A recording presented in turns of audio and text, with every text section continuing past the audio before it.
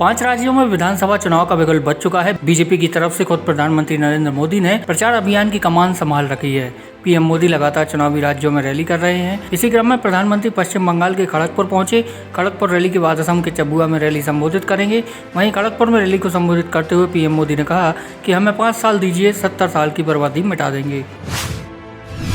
एक तरफ जहां महाराष्ट्र समेत देश के कई हिस्सों में कोरोना वायरस के केस फिर तेजी से बढ़ रहे हैं और सरकारें कोविड-19 नियमों जैसे मास्क पहनना और सोशल डिस्टेंसिंग का पालन करने की अपील कर रही हैं, लेकिन वहीं कुछ लोग मास्क नहीं पहनने के कई बहाने भी बना रहे हैं।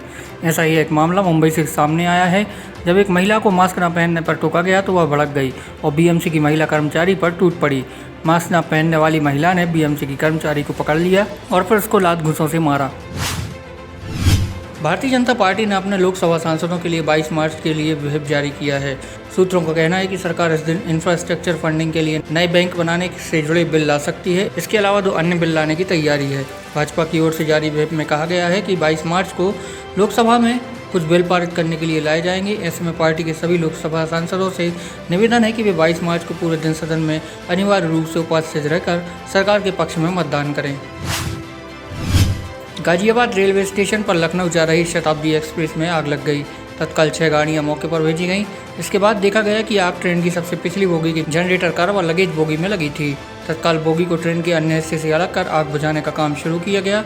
राहत की बात यह रही कि कोई जनहानि नहीं हुई। अमेरिकी रक्षा मंत्री लॉयड जे ऑस्टिन ने शुक्रवार को अपने 3 दिवसीय दौरे पर भारत पहुंचे। दिल्ली पहुंचने पर ऑस्टिन ने प्रधानमंत्री नरेंद्र मोदी से मुलाकात की। इस दौरान उन्होंने हिंद प्रशांत क्षेत्र की स्थिति पर चर्चा के साथ ही दोनों देशों में शांति, स्थिरता और समृद्धि के लिए भारत के साथ रणनीतिक साझेदारी को बढ़ाने की इच्छा जताई। भारत दौरे पर पहुंचे अमेरिका के रक्षा मंत्री लॉयड जे ऑस्टिन ने हिंद प्रशांत क्षेत्र में भारत की नेतृत्वकारी भूमिका की सराहना की। मेघालय के रहने वाली 23 वर्षीय प्रेमी के साथ रहने के लिए गैरकानूनी तरीके से सीमा पार कराई 16 वर्षीय बांग्लादेशी किशोरी अपने परिवार के पास लौट गई है। बताया गया कि लड़की को बॉर्डर गार्ड बांग्लादेश को सौंप दिया गया था। उन्होंने बताया कि नाबालिग लड़की बांग्लादेश स्थित जमालपुरा जिले के बिलवार 4 गांव की रहने वाली थी और गुरुवार को मेघालय के साउथ वेस्ट गारो हिल्स जिले के ननीदी 4 गाँव में मिली थी। पश्चिम का चुनावी रण जीतने के लिए बीजेपी ममता के गढ़ की घेराबंदी करने में जुटी हुई है। इस बीच टीएमसी सुप्रीमो ममता बनर्जी ने प्रधानमंत्री नरेंद्र मोदी पर निशाना साधते हुए तीखा प्रहार किया, जिसका बीजेपी नेता शुभेंदु अधिकारी ने जवाब दिया है। बंगाल की सीएम ममता बनर्जी ने कहा था कि हम दंगा, लूट, दुर्योधन, दुशासन और मीर जाफर भी नहीं चाहते, जिस पर शुभेंदु अधिकारी ने जवाब में कहा कि आपको कोरोना के खिलाफ पीएम मोदी का टीका लेना होगा। वह चुने हुए पीएम हैं, उनके खिलाफ बोलने का मतलब भारत माता और लोकतंत्र के खिलाफ बोलना है। महाराष्ट्र के पुणे शहर से एक चौंकाने वाला मामला सामने आया है। यहाँ के एक म्यूनिसिपल स्कूल में बच्चों के लिए मिड डे मील में जानवरों का खाना सप्लाई कर दिया गया। इसके बाद फूड एंड ड्रग एडमिनिस्ट्रेशन के अधिकारी मौके पर पहुंचे और सारा सामान जब्त किया। ये मामला पुणे के स्कूल नंबर 58 का है, जिसे भारत की सबसे अमीर नगर निगमों में से एक पुणे नगर निगम चलाता है। हरियाणा के गुरुग्राम में हर मंगलवार को मीट की दुकानें बंद रखने के फैसले की AIMIM चीफ असदुद्दीन ओवैसी ने कड़ी आलोचना की है। उन्होंने शराब से इसकी तुलना करते हुए अहम सवाल भी उठाए हैं। उन्होंने कहा कि इस आधार पर तो शुक्रवार को शराब की दुकानें भी बंद होनी चाहिए। मीट लाखों भारतीयों का खाना है, इसे अशुद्ध के तौर पर नहीं माना जा सकता। कांग्रेस नेता राहुल गांधी ने एक बार फिर नागरिकता संशोधन कानून यानी CAA का विरोध किया है। असम के डिब्रूगढ़ और तिनसुकिया में 2 अलग-अलग चुनावी सभाओं को संबोधित करते हुए राहुल गांधी ने कहा कि अगर कांग्रेस सरकार में आती है तो यहाँ किसी भी कीमत पर CAA को लागू नहीं होने दिया जाएगा। दुनिया भर के फेसबुक, व्हाट्सएप और इंस्टाग्राम यूजर्स शुक्रवार रात को करीब 42 मिनट तक इन सोशल साइट्स को इस्तेमाल नहीं कर सके। ये समस्या शुक्रवार की रात को 11:05 पर शुरू हुई और रात करीब 11:47 तक बनी रही। व्हाट्सएप ने देर रात सर्विस शुरू होने की जानकारी दी, साथ ही यूजर्स को धन्यवाद भी दिए। 2016 में हुई जयललिता की रहस्यमयी मौत तमिलनाडु चुनाव में फिर मुद्दा बन रही है। DMK लगातार वादा करती रही है कि वह सत्ता में आई तो 1 साल के भीतर मौत के रहस्य से पर्दा उठाएगी। वहीं मुख्यमंत्री E पलानीस्वामी ने चुनाव प्रचार के दौरान DMK को जयललिता की मौत का जिम्मेदार ठहराकर नया विवाद पैदा कर दिया है। लिहाजा DMK के स्टालिन ने पलटवार करते हुए पलानीस्वामी को उनके खिलाफ मुकदमा दर्ज करने की खुली चुनौती दे दी है। उत्तराखंड के नए CM तीरथ सिंह रावत के फटी जींस पर दिए बयान के बाद जब पूरे देश में बवाल मचना शुरू हुआ तो इसे थामने के लिए शुक्रवार शाम उन्हें इस पर माफ़ी मांगनी पड़ी। उन्होंने कहा कि ये बयान संस्कारों को लेकर था। अगर किसी को फटी जींस पहननी ही है तो वह पहने। उनके बयान से किसी का दिल दुखा है तो वह उसके लिए माफ़ी मांगते हैं।